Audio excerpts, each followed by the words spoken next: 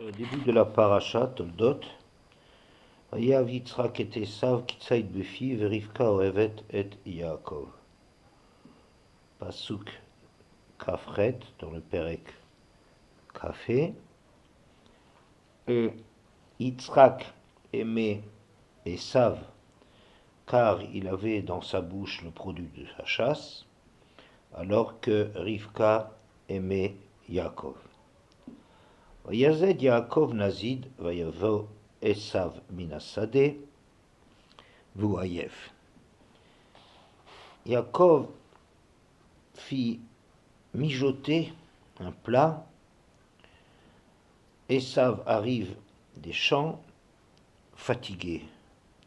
Yomer Esav el Yaakov alitenina mina adom a adom azeh, kayef anochi, al ken karashemo edom.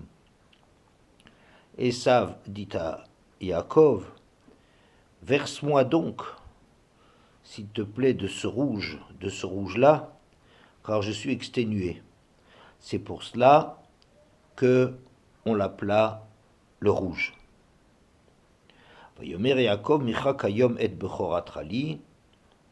Yaakov lui dit, vends-moi d'une façon incontestable ton droit d'aînesse. Vayomer Esav, hine anochi, olech lamut velamazeli bchora. Voici que je vais à la mort, et qu'est-ce que j'ai à faire de ce droit d'aînesse? Vayomer Yaakov ishavali, kayom, jure-le-moi aussi vrai que ce jour, Vaïshavalo, Vaïmkor et Bchorato Yaakov, il lui jura et lui vendit le droit d'aînesse. Yaakov Nathan le Esav, Lechem unezid adashim, Vayochal vesht Vayakom Vayelach. Vaïvez Esav et Abchora, et Yaakov donna alors à Esav du pain et ce plat de lentilles. Il mangea, il but, se leva et s'en alla, et Esav méprisa le droit d'aînesse. Étonnant que, dès le départ,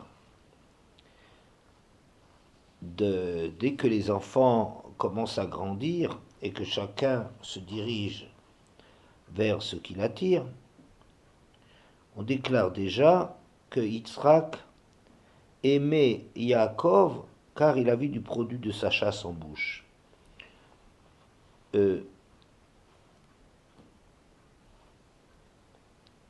Est-ce que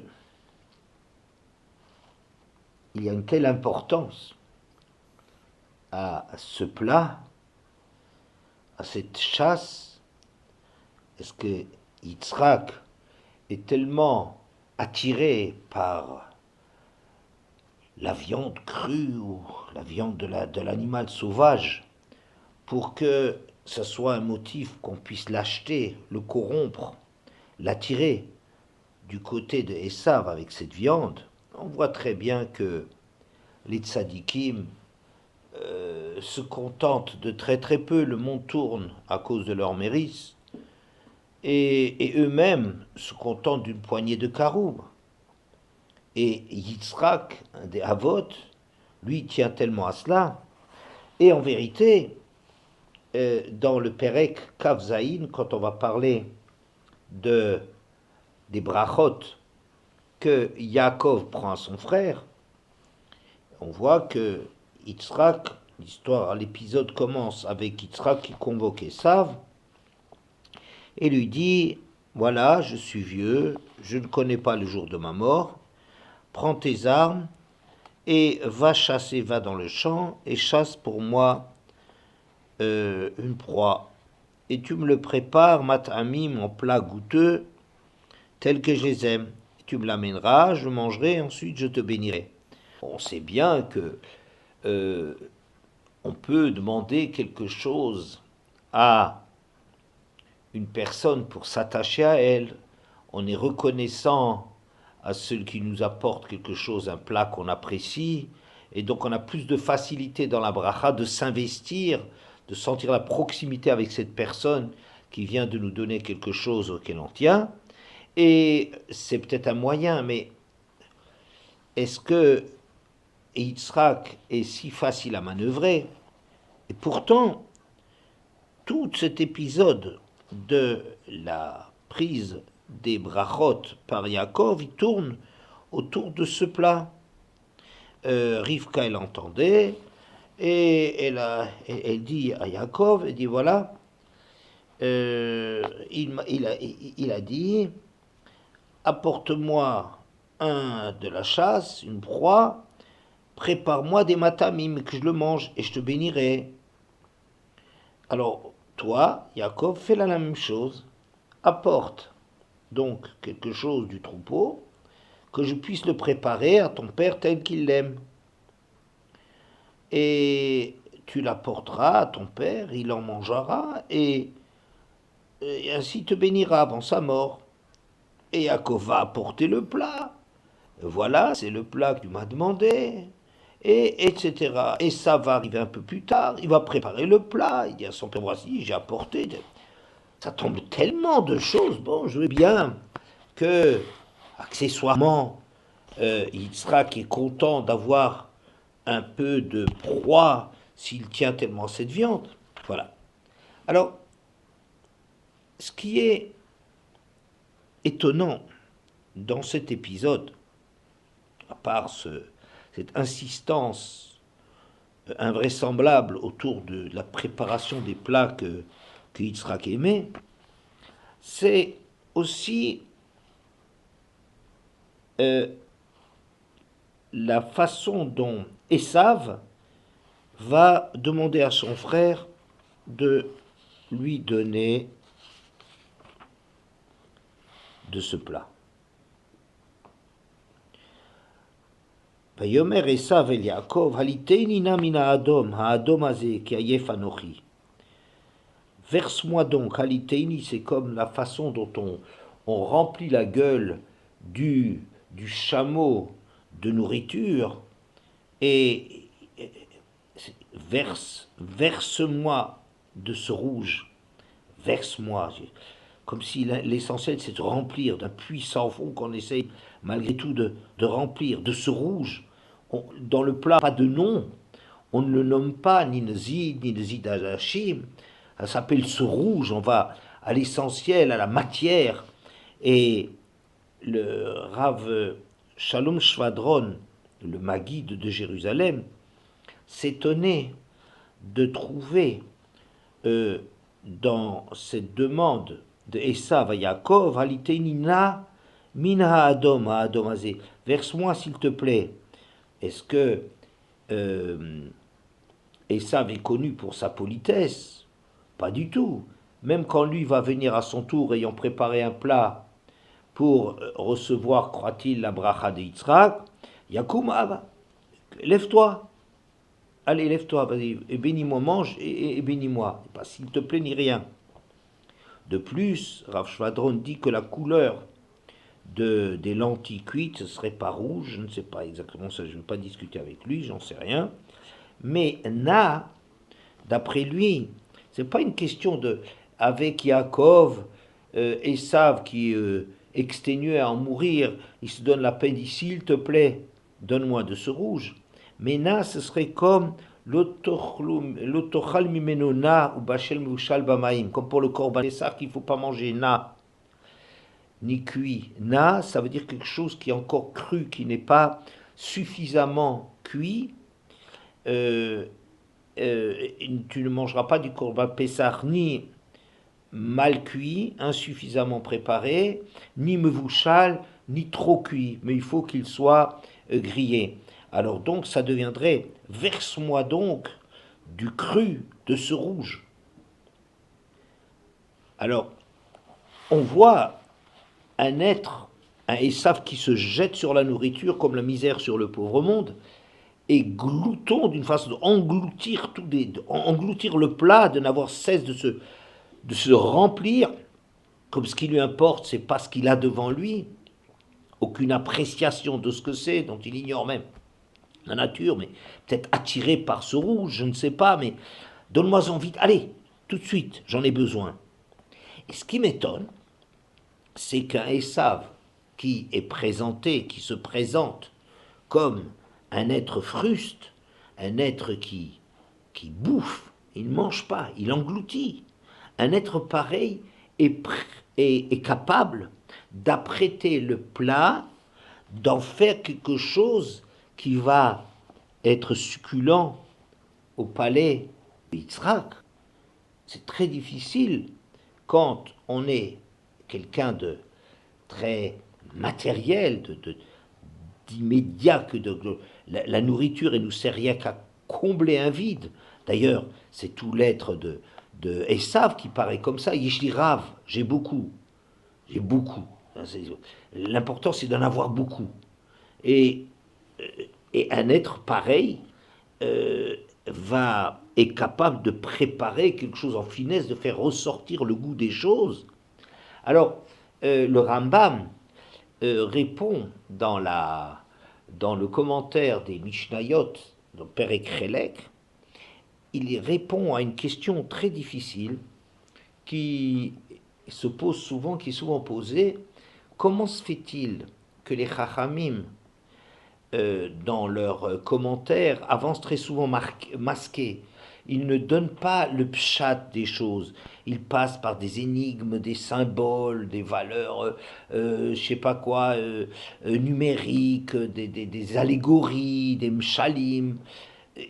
Et au lieu de donner l'explication qui est tellement fine et tellement profonde, au lieu de la donner directement et de nous rassasier avec une belle explication, on passe comme ça par un langage qu'il faut déchiffrer, difficile parfois à comprendre, au lieu de nous donner tout de suite la clé. Alors le Rambam, entre autres, nous dit que si on avait fourni la clé directement, il est fort possible que beaucoup parmi le public n'apprécieraient pas et même rejetteraient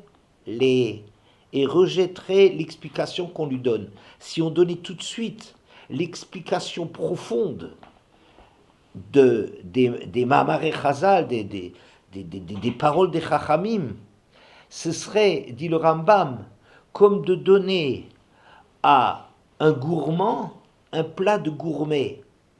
C'est-à-dire que quelqu'un qui est gourmand, il lui faut se remplir, il faut caler l'estomac. Et c'est ça qui est important pour lui.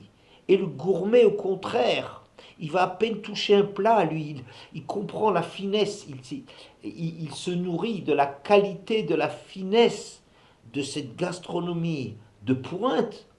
Il se nourrit avec cela, mais ça ne nourrit pas son homme. Tu vas donner ça à un gourmand, le gourmand va le rejeter. Il est frustré, il est brimé, mais c'est ça ce que tu me donnes à manger. Souvent dans les grands mariages, on fait appel à des traiteurs de renom et ils nous préparent sur un petit bout d'assiette deux, trois haricots avec des petites pommes de terre rissolées et un petit bout de viande mais il n'y a rien à se mettre sous la dent. Le public n'apprécierait pas, ne comprendrait pas et n'apprécierait pas parce qu'il vient, il cherche du lourd, il cherche quelque chose qui nous remet sur pied, de rassasier, alors qu'en vérité, le secret des Mahamaré Chazal, c'est des profondes, une compréhension très profonde des choses. De la même façon ici, je m'étonne que si Esav est un homme tellement à l'état brut, une brute à l'état brut, s'il ne voit que du rouge, comment se fait-il qu'il a cette qualité d'apprêter les plats?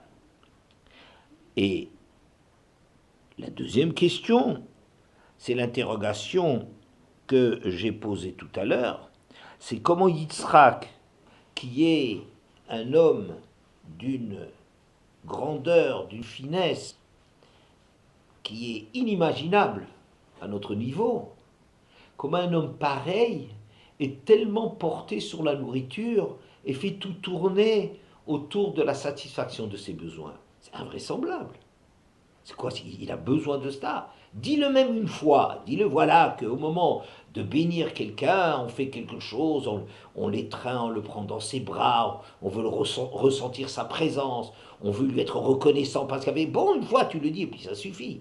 Mais revenir sans cesse, et d'ailleurs, dès la présentation de Yaakov et Esav, on déclare péremptoirement que Yitzhak, il aimait Esav, Kitsaïd Befiv, car il avait de sa nourriture en bouche. Voilà. Dans Talele Oroth, on rapporte une question du Rav de Sklon, un Admor de Sklon, qui pose la question suivante. Comment se fait-il que cette réaction de Esav, qui est exténué à bout de force d'avoir couru, poursuivi le gibier pendant des jours, et qui maintenant donc se précipite sur la nourriture, ça lui vaut son nom Al-Kein Karashmo Edom. C'est ça qui lui a valu le surnom de Edom, le rouge. On ne juge pas un homme sur une occurrence. Il répond qu'en vérité, ici,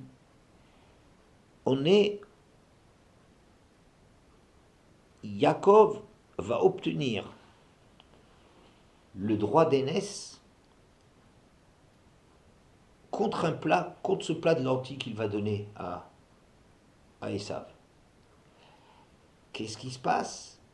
C'est que Yaakov a préparé ce plat de lentilles et les Chachamim disent c'était le jour de la mort d'Abraham et que Yaakov, un proche, va apporter à son père ce plat que l'on apporte Soudat Avraa, une soukape, une Souda, Soudat Avraa, un aliment pour le remettre sur pied.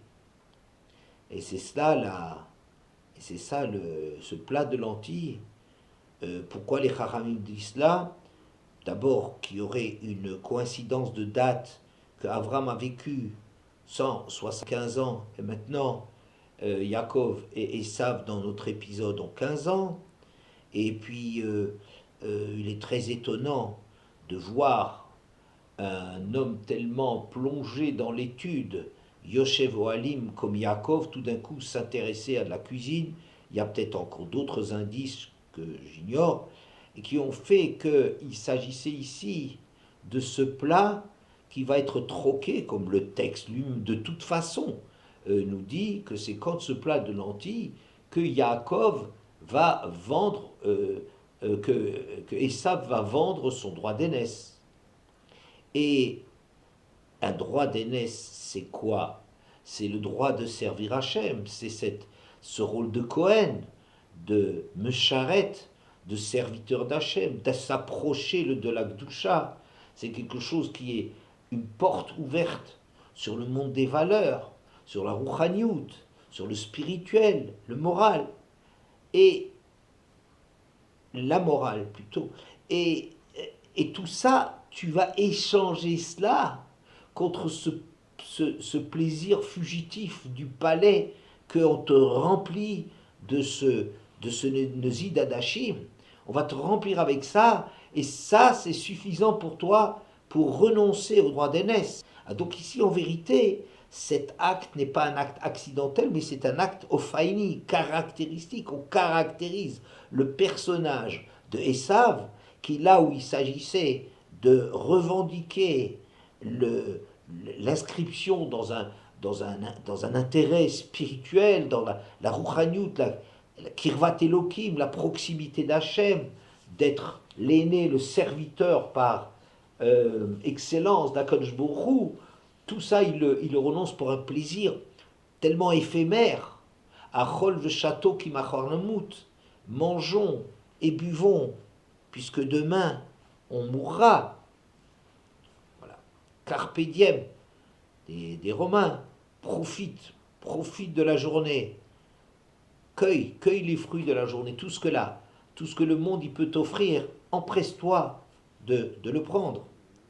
Et donc, cette attitude est caractéristique et c'est pour ça qu'elle lui vaut ce surnom. Pour ma part, je voudrais aller un peu plus loin.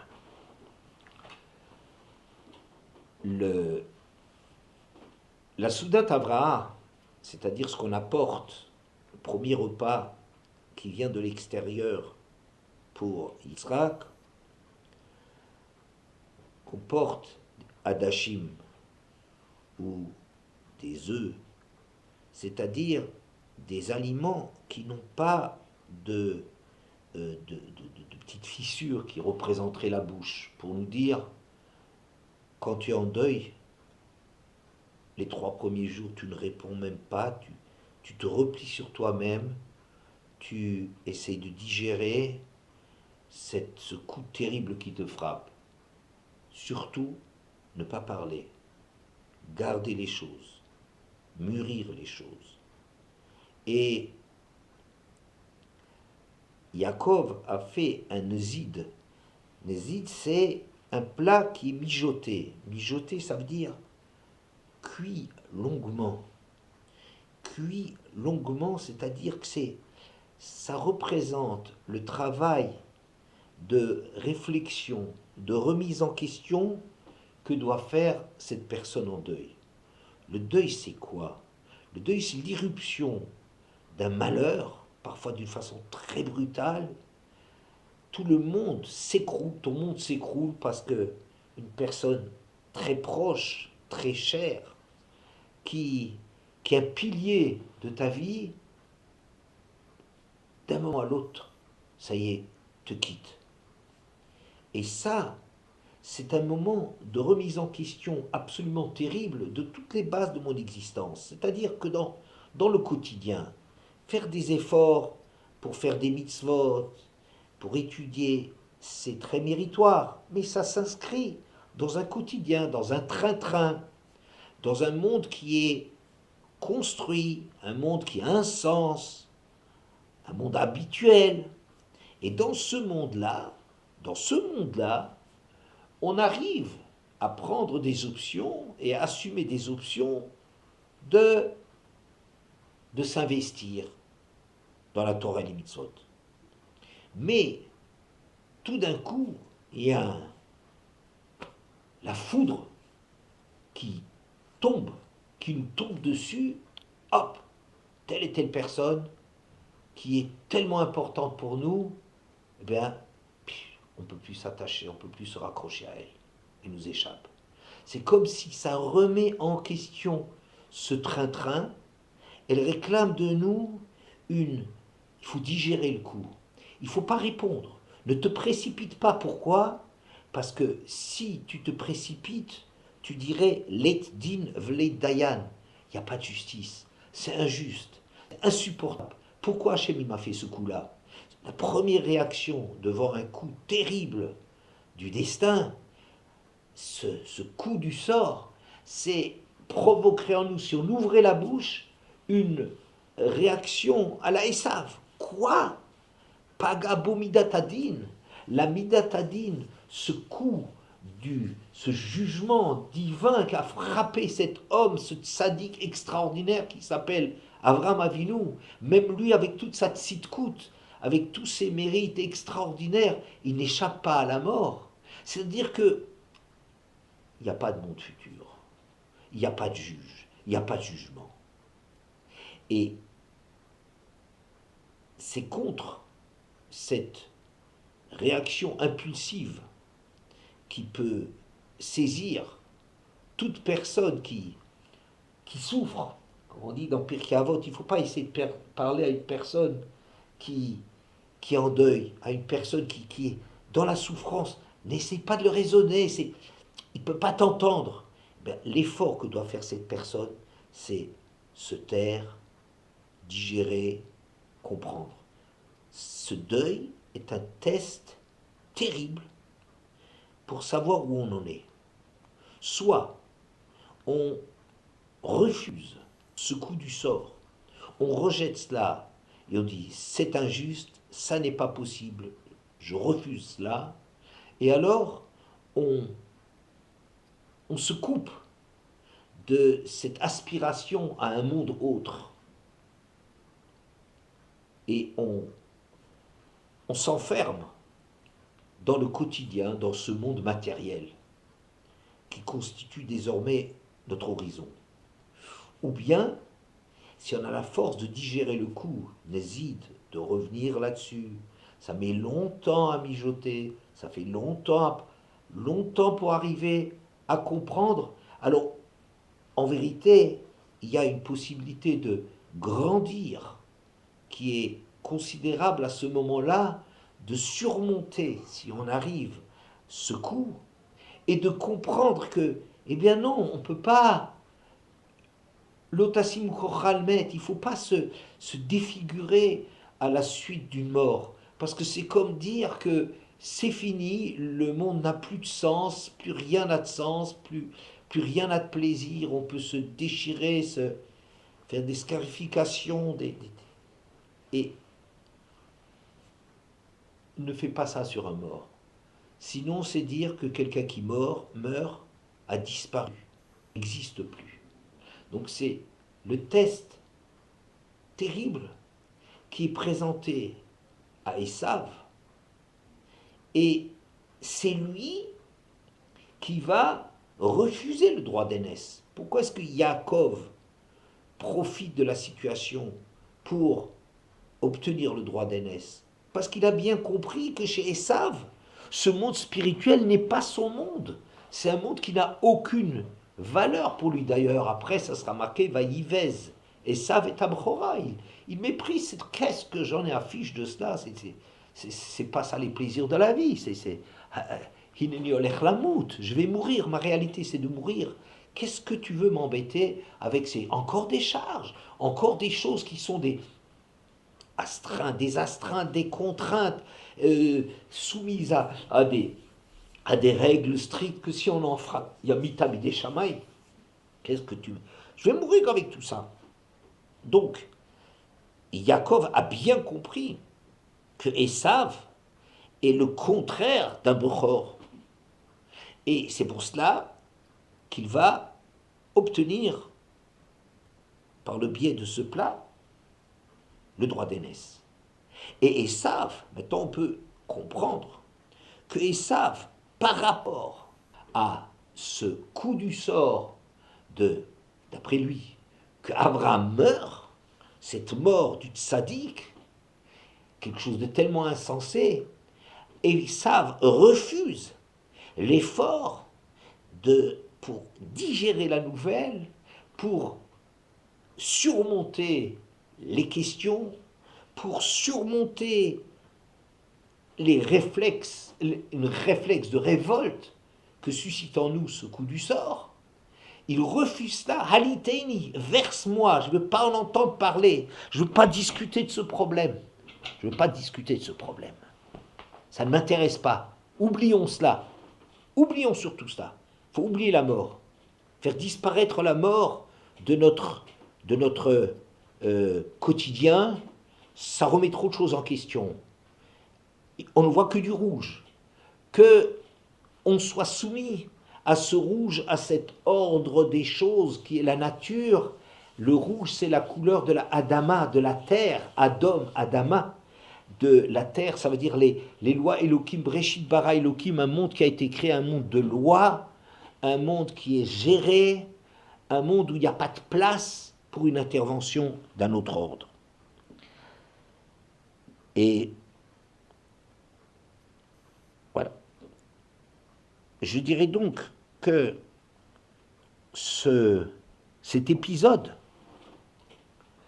a permis de mettre le doigt sur la caractéristique de Esav, qui est un homme pour lequel le seul monde qui existe, c'est le monde dans lequel nous vivons. C'est ce monde matériel, régi par les lois de la création, dans lesquelles Achol Veshato Kimachar Namut, il faut profiter au maximum de ce monde parce que Hineni Olech Lamout, toute notre réalité, c'est de disparaître. C'est ça le personnage d'Esav. Si c'est comme ça, on peut comprendre avec le commentaire de Metsuda David sur Michelet, la fin du Perek Yud Gimel de Michelet, Tzadik Ochel le Sovanavsho, ou Beten Rechaim Tersav. Alors que le Tzadik mange pour rassasier sa personne, le ventre des Rechaim est toujours en crise, en manque, en appel.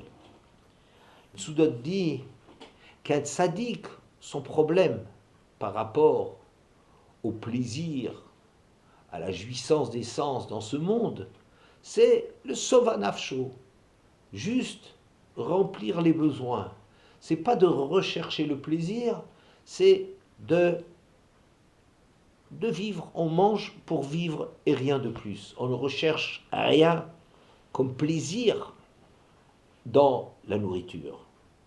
Mais le rachat, c'est le ventre qui est le centre de sa personne. Et ce ventre réclame. Il réclame toujours plus. C'est-à-dire que, comme dit le Metsudot, Revach, le Bessima, Shricha, quand une chose elle est bonne, elle est goûteuse, et on peut dire, je déteste ce mot, elle est succulente, il y a toujours encore de la place. Si c'est le ventre, les besoins du corps qui sont le Kovea, qui fixe notre rapport au monde, alors on est forcément en train de vouloir encore plus et encore mieux et développer cela. Donc on n'est pas, d'après moi, en train de dire que Esav serait le personnage fruste. Peut-être qu'il l'est, ça ne me dérangerait pas fondamentalement, mais n'est pas obligé, selon moi, de le voir comme ça, un personnage primaire qui n'a que son appétit et sa... Non, c'est celui qui exprime que dans la vie, il n'y a qu'un seul horizon. C'est celui que nous côtoyons, c'est la vie matérielle dans laquelle nous sommes, et donc la recherche dans ce monde, il faut essayer de maximaliser, d'innover, de trouver des goûts nouveaux, plus variés, plus subtils. Il n'y a rien d'incompatible. Première question qu'on avait posée, comme un être grossier arrive, comme un gourmand arrive, d'un gourmand on passe à un gourmet, je dirais que dans la mesure où l'horizon, le seul horizon d'Esav, c'est Achol Veshato, c'est de sentir cette épée de Damoclès de la mort qui peut surgir à tout instant, et donc de profiter au maximum, de profiter sous toutes ses formes, et de s'investir profondément dans une recherche qui peut être très subtile, très gastronomique dans la vie, de la vie. Maintenant, ce qui m'intéresse, le deuxième point. Comment se fait-il que Yitzhak soit tellement fasciné par ce personnage d'Esav, au point de ne pas arriver à se rendre véritablement compte du mal qui est le moteur de l'action de Esav. Asur listakel bidmut adam racha, comme la Gemara dit vers la fin de Megillah, il est interdit de mistakel, dit le Rambam, c'est pas le Gaon, c'est pas seulement voir, mais de regarder, d'être fasciné, d'être attentif à ça, de s'intéresser de trop près à un personnage comme Esav, parce que ça nous fait perdre nos repères, et c'est pour cela, entre autres, que Yitzhak est aveugle. Il est aveuglé par quelque chose qu'il recherche au niveau de Esav. Mais qu'est-ce qu'il y a de tellement attirant chez un personnage comme Esav, pour un tzaddik comme Yitzhak et qui va faire que Yitzhak est incapable de voir jusqu'où va la malignité et les défauts profonds d'Esav.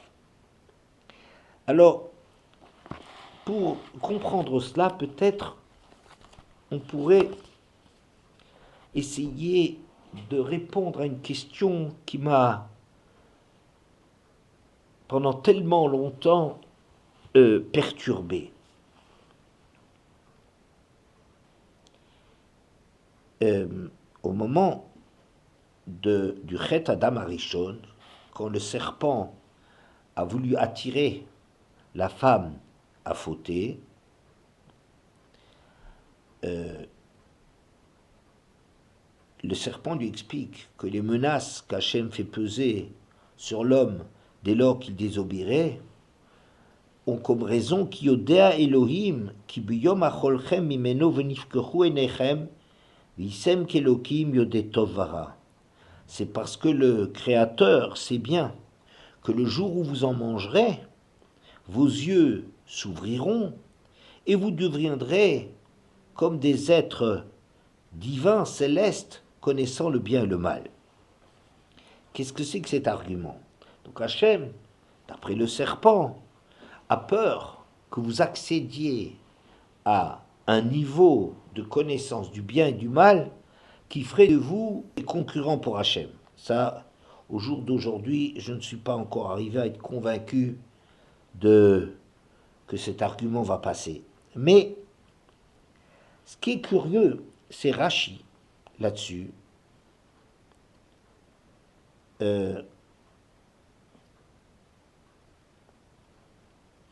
Kol Uman, sonné ou monauto, etc.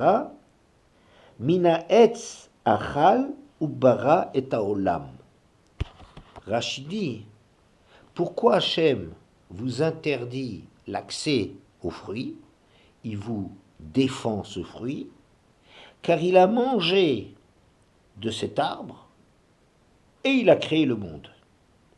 Et d'ailleurs, si vous mangez, vitem kelokim, yotzre olamot, vous deviendrez comme des créatures célestes, des dieux, créateurs de monde. Qu'est-ce que c'est que cette histoire? Que Hachem aurait mangé du fruit interdit grâce auquel il va créer le monde. C'est invraisemblable. Le monde n'existe pas. Le Gan Eden n'existe pas. Les arbres n'existent pas. Et l'arbre du bien, de la connaissance, du Etzadat Tovara, n'existe pas. N'existe pas. Comment est-ce qu'Hachem aurait pu manger du fruit d'un arbre pour créer un monde dans lequel se trouve cet arbre? Alors quoi? Ça veut dire avant la création du monde, il y avait déjà des arbres. C'est un fruit qui est antérieur à la création du monde. Mais qu'est-ce qu'on va raconter comme histoire? Puis il y a un deuxième petit point. Ça, c'est un petit point, que Hachem aurait mangé de cet arbre et créé le monde. Et si vous mangez de l'arbre, vous deviendrez des yotzre olamot, des créateurs de monde, au pluriel. Vous pourriez, si cet arbre aurait permis, la vertu de cet arbre aurait permis à Hachem de créer le monde, si vous en mangez, vous allez créer le monde. Vous avez aussi créé le monde, mais pas yotzre olamot. Oui, vous n'allez pas être des créateurs de monde. N'est-ce pas? Là-bas, c'était d'ailleurs marqué ou bara, je viens de contrôler, ou bara est à olam, et du yotser. Là-bas, Hachem, là-bas, c'est marqué, il a créé le monde, ici, c'est yotsre olam, vous formerez des mondes. Bon, pourquoi cette différence? Alors, peut-être faut-il répondre de la façon suivante. Il y a deux modes de perception, d'approche de la vérité. Il y a un mode de l'intelligence, la réflexion, nous permet de saisir, de comprendre, de donner sens, de toucher la vérité. Ça serait pour nous l'existence du monde dans lequel apparaîtrait, derrière laquelle apparaîtrait une certaine volonté d'Hachem, mais plus encore le don de la Torah. La Torah nous fait part des intentions du Créateur, de ce qu'il demande à l'homme.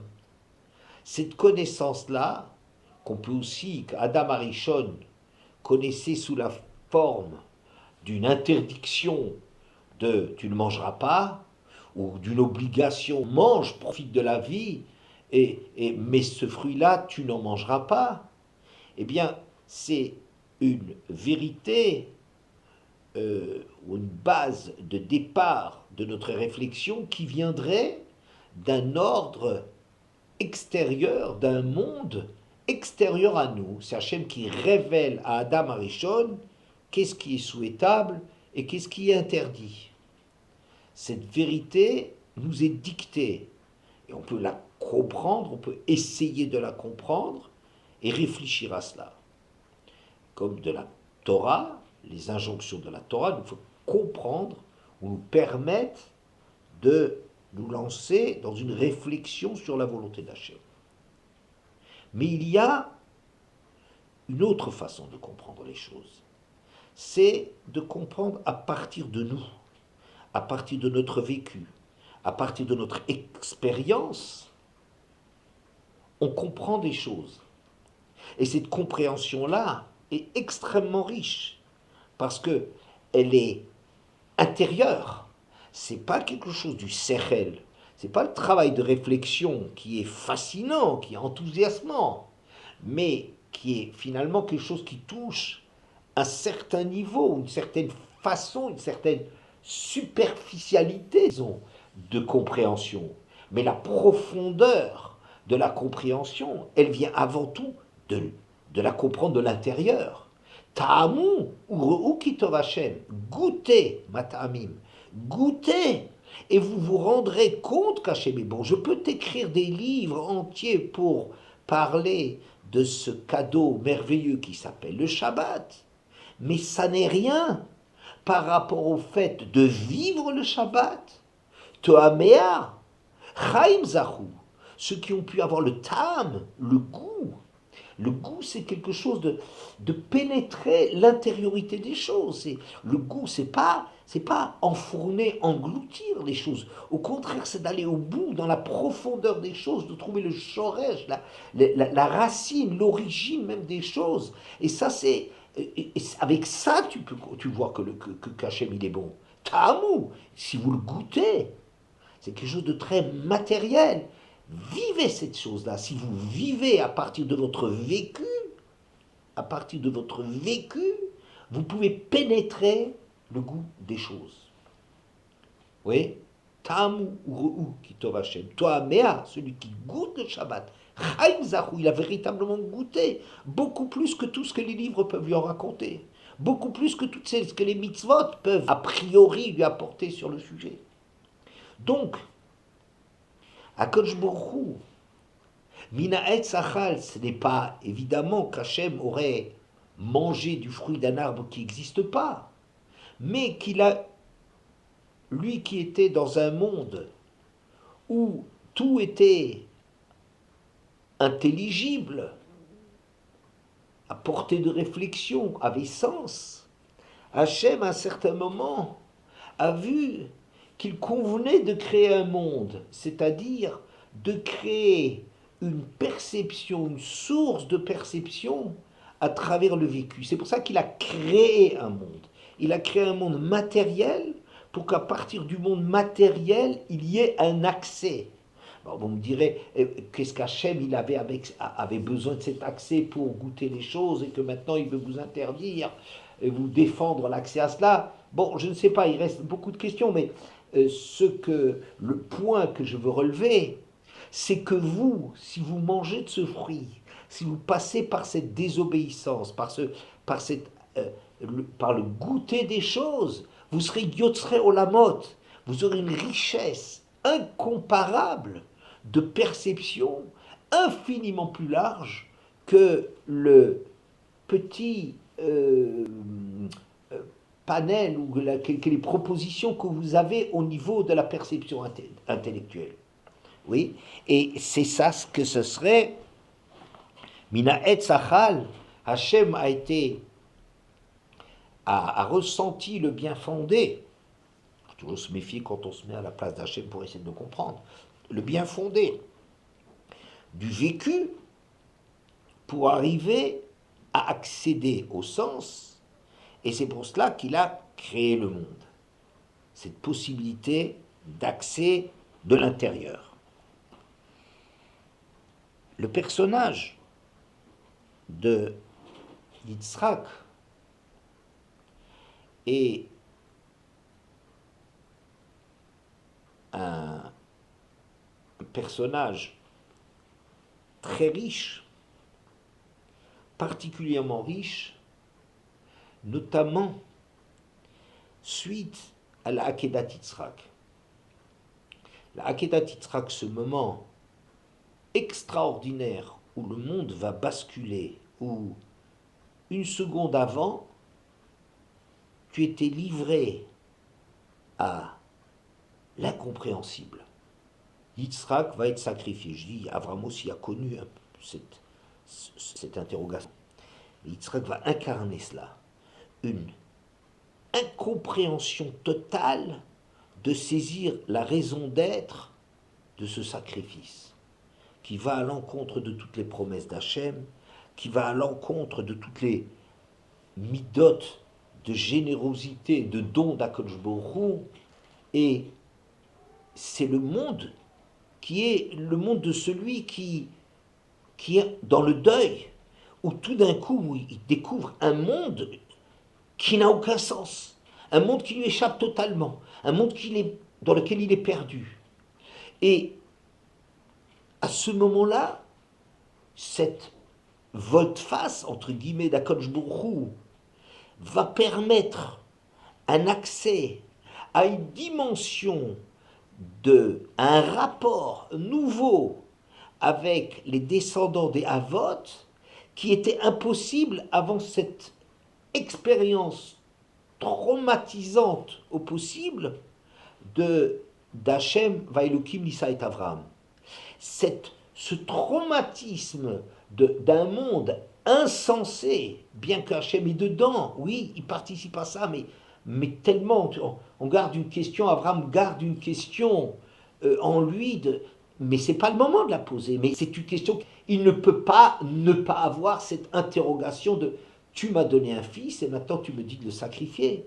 Mais la lumière qui va être révélée par le dévoilement d'Hachem après la Hakeda, cette dimension nouvelle qui n'a été possible que parce qu'on a surmonté et on a gardé le silence devant cette épreuve terrible, va faire que Yitzhak va s'appeler une Olat Mima, un Kodesh Kodashim vivant.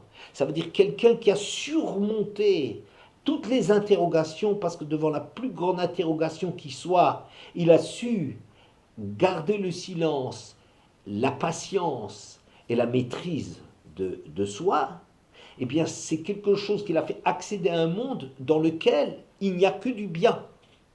Il n'y a que du bien, puisque là où il y a quelque chose qui est incompréhensible et intolérable, c'est quelque chose qui a amené à ce qu'il y ait une dimension nouvelle qui va être révélée, qui aurait été impossible sans cette épreuve de la Hakeda.